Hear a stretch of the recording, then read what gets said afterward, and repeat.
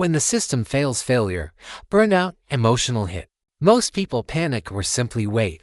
The architect understands, a crash is not a sentence. It demands a clear reset protocol. 1.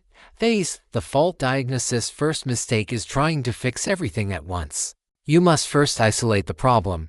The hope ban for 1 day. Ban hope for a quick return to 100% productivity. Accept 0% as the starting point. This removes the pressure that fuels anxiety. The fault checklist. Instead of emotion, switch to diagnosis: sleep, nutrition, movement, water. Which of these is corrupted? Failure almost always begins with these for basic systems. 2. Phase the hardware reset. It is impossible to fix the software thoughts when the hardware body is in critical condition. Your mind will not return to work until your body receives minimum energy. The 24 to 48 rule. For the next 24 to 48 hours, your sole goal is to stabilize the 4 basic systems: sleep, nutrition, movement, water. This is not productivity. This is repair. Minimal movement. This is not a workout. It's 5 minutes outside to see the light and get oxygen.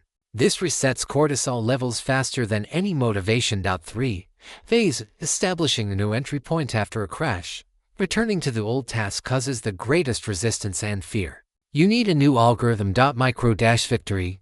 Create a task that takes less than 5 minutes and is guaranteed to lead to success. For example, send 1 line of email, wipe 1 surface. This restores the success and dopamine cycle. Protocol for 0.0. You do not return to version 3.0, the old system.